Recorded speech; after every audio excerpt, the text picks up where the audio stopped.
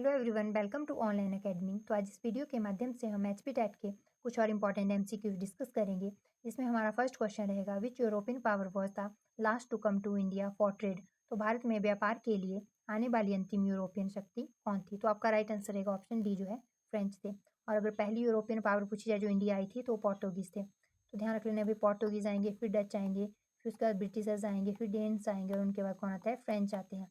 और अगर क्वेश्चन ऐसे बने कि भी भारत से जाने वाली लास्ट यूरोपियन पावर कौन थी तो वो पोर्टुगीज थे। सबसे पहले आएंगे 1498 में और सबसे लास्ट में इंडिया को छोड़कर जाएंगे। 1498 में तो आ गए और जाएंगे कब इंडिया छोड़कर? 1961 में। नेक्स्ट क्वेश्चन की बात करें, नेक्स्ट क्वेश्चन रहेगा, who was the first European to arrive in India by sea. तो भारत में समुद्र मार्ग से आने वाला पहला यूरोपियन कौन था? तो इसमें आपका राइट आंसर रहेगा वास्को डी गामा। और कब आएगा?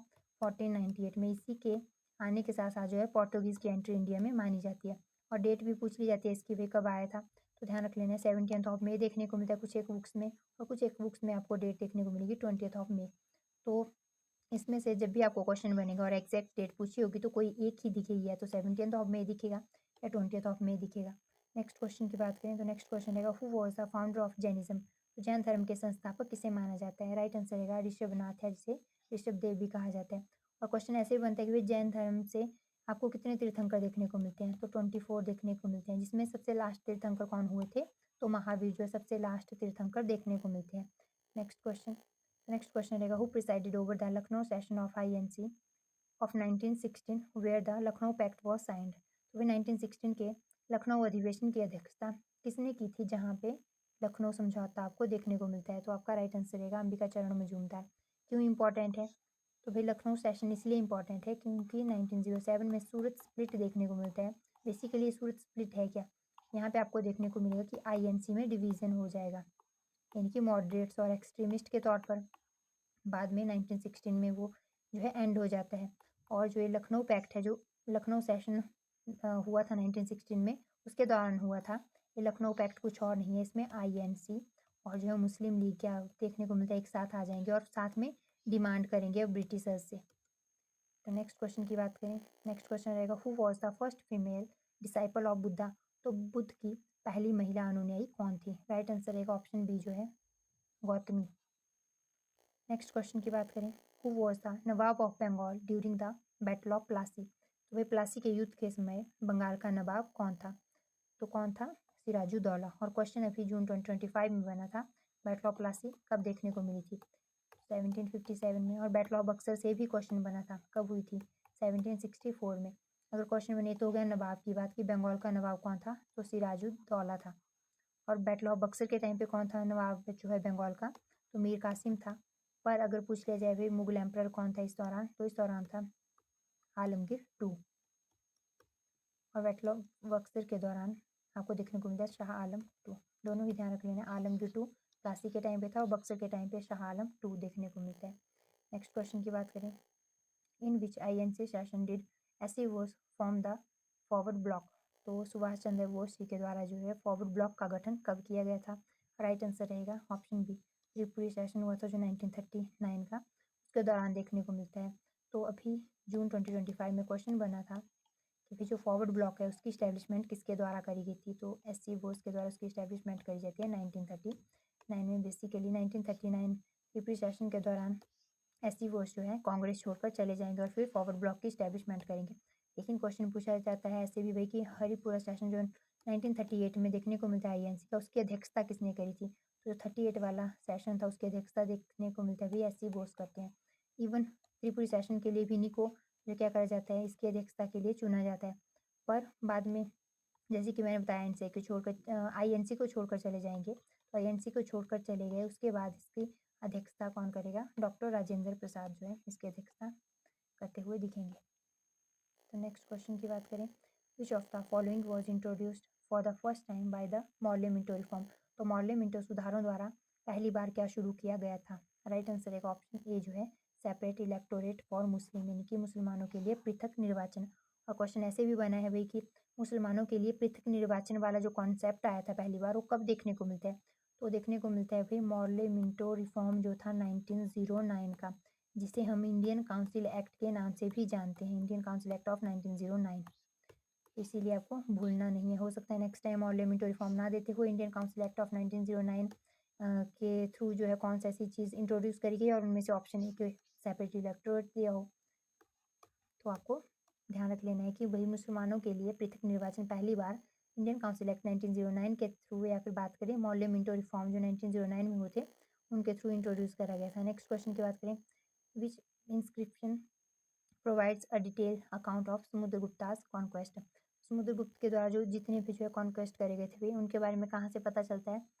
अलाहाबाद पिलर इंस्क्रिप्शन, जो हमने पहले भी डिस्कस करा है कि भाई समुद्रगुप्त के टाइम पे जो हरिशयन नामक कोर्ट पोस्ट था उसके द्वारा एक इंस्क्रिप्शन लिखी गई थी जो समुद्रगुप्त से रिलेटेड इन्फॉर्मेशन देती है, तो वो यही इंस्क्रिप्शन है, Allahabad pillar inscription. Next question की बात करें, the battle of Swally was fought between. तो बैटल ऑफ स्वाली आपको जो है देखने को मिलती है 1612 में। इसके बीच में हुई थी, इंग्लिश और पोर्तुगीज़ के बीच में हुई थी। और इसके बाद जो है पोर्तुगीज़ का जो दबदबा था कहीं ना कहीं इंडिया में, वो थोड़ा कम होने लग जाएगा, या बात करें कि बहुत हद तक कम हो जाएगा और ब्रिटिशर्स की एंट्री हो जाती है। वैसे तो ब्रिटिशर्स जो है आपको देखने को मिलेगा, जो विलियम हॉकिन आता है जो है, अगर बात करें 1608 और 9 के अराउंड तभी हो जाती है। लेकिन जो है उसके बाद जहांगीर कोई कोर्ट में जाएगा विलियम हॉकिन, फिर जो परमिशन मांगेगा फैक्ट्री की इस्टेब्लिशमेंट करने की, और मिल भी जाती है परमिशन जो है 1609 के अराउंड। लेकिन पोर्तुगीज़ का इतना ज़्यादा दबदबा होता है, पोर्तुगीज़ का जो है अगर बात करें मुगल कोर्ट में भी, तो जहांगीर ने जो परमिशन दी होती है उसको वापस ले लेगा। फिर क्या देखने को मिलता है, फिर एक बैटल ऑफ स्वाली होती है 1612 में इन दोनों के बीच में। उसमें पोर्तुगीज़ को जब हरा देगा तो इस चीज़ से जहांगीर बहुत इंप्रेस होता है कि कोई तो है जो ये डोमिनेट कर रहे थे अब तक, इनको किसी ने हराया। तो इस चीज़ से इंप्रेस हो गए और फिर ब्रिटिशर्स को दोबारा से परमिशन दे दी।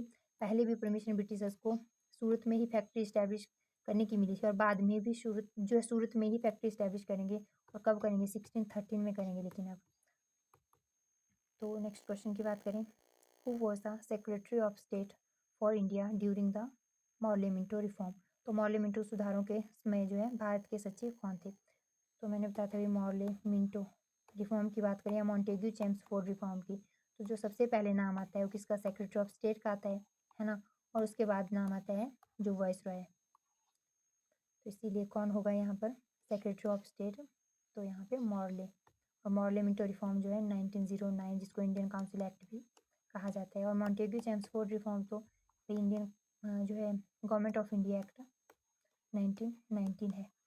तो इनके नाम भी ध्यान रख लेने हैं। हो सकता है नेक्स्ट टाइम क्वेश्चन बन जाए कि मॉर्ले मिंटो सुधारों में से जो हुआ था रिफॉर्म उस दौरान वॉइस रॉय कौन था, तो पता होना चाहिए भी जो है मिंटो उस दौरान वॉइस रॉय था। नेक्स्ट क्वेश्चन की बात करें, the French east India company established it's first factory in India. तो कहाँ पे देखने को मिलती है कि फर्स्ट फैक्ट्री की इस्टेब्लिशमेंट हुई थी? इसमें आपका राइट आंसर रहेगा जो है ऑप्शन ए जो है सूरत। और अगर डेट की बात करें भी, एग्जैक्ट डेट तो नहीं मेंशन करिए, ईयर देखने को मिलता है कि 1668 में। और इंडिया आएंगे कब? जैसे कि हमने अभी डिस्कस करा, अभी सबसे लास्ट पावर थी इंडिया में आने वाली। फर्स्ट तो पोर्टुगीज थे 1498 में थे, लेकिन ये सबसे लास्ट पावर थी इंडिया आने वाली। तो कब आएंगे? ये आते हुए दिखेंगे 1664 में, और ठीक 4 साल बाद फर्स्ट फैक्ट्री की इस्टेब्लिशमेंट सूरत में करते हैं। और सेकंड फैक्ट्री पूछी जाए तो ध्यान रख लेना है मसूलीपट्टनम थी, इसकी इस्टेब्लिशमेंट ठीक अगले ईयर करेंगे 1669 में। दोनों ही आपको ध्यान रख लेने की भी सूरत में 1668 में हुई थी, जो फर्स्ट फैक्ट्री मैनेजर थी है। और इसकी इस्टेब्लिशमेंट भी पूछ ली जाती है कई बार। तो फ्रेंकोस, जैसे भी आपको प्रोनाउंस करना है, कैरोन करके इसका नाम है। अजीब इनके नाम थोड़ा हटके होते हैं, तो इसीलिए ध्यान रख लेना है। नेक्स्ट क्वेश्चन की बात करें तो नेक्स्ट क्वेश्चन रहेगा, the English East India company received the Diwani of Bengal, Bihar and Orissa through which treaty. तो कौन सी ऐसा जो है संधि हुई थी जिसके तहत ब्रिटिशर्स को क्या देखने को मिलता है? बंगाल, बिहार और उड़ीसा की दीवानी प्राप्त हो जाती है। तो जो है ट्रिटी ऑफ इलाहाबाद थी, इसको नहीं भूलना है। और होती कब है? तो बैटल ऑफ बक्सर के बाद देखने को मिलती है, जो कि 1764 में देखने को मिलती है। और ट्रीटी जो है ठीक उसके अगले साल होती है 1765 में। तो ऐसे क्वेश्चन भी बनते हैं कि भाई ट्रीटी ऑफ इलाहाबाद कब हुई थी, पता होना चाहिए 1765 में। और अगर क्वेश्चन ऐसे बने कि कौन सी ऐसी बैटल है जिसके बाद जो है ट्रीटी ऑफ बात करें इलाहाबाद देखने को मिलती है, तो कौन सी ट्रीटी है? ट्रीटी ऑफ इलाहाबाद जो है किसके बाद देखने को मिलती है? तो बैटल ऑफ बक्सर के बाद। और कब हुई थी? 1765 में। और ये 1764 में। क्वेश्चन कैसे भी पूछा जा सकता है, इसलिए आपके कॉन्सेप्ट जो है क्लियर होने चाहिए। नेक्स्ट क्वेश्चन की बात करें, the British East India company got permission to trade from which Mughal ruler. तो किससे परमिशन मिलती है इनको? जहांगीर से। पहले हॉकिन को मिल जाती है, लेकिन जैसे कि मैंने बताया पोर्टुगीज़ का दबदबा था, तो जो है परमिशन वापस ले लेगा जिसके द्वारा दी गई होती है। फिर बाद में बैटल ऑफ सवाली जो होती है कब होगी? 1612 में। तो उसमें जब वे पोर्टुगीज़ को हरा देंगे ब्रिटिशर्स, तो उस चीज़ से जहांगीर बहुत ज़्यादा इम्प्रेस होता है, जैसे कि मैंने बताया, क्योंकि पोर्टुगीज़ का बहुत ज़्यादा दबदबा हो चुका था। अभी 1498 में इंडिया में इनकी एंट्री हुई थी। और जब ये बात हो रही है अभी, जब वो हॉकिन आया था तो कब की बात हो रही है? तो ये हो रही है 1608 और 9 दोनों में से।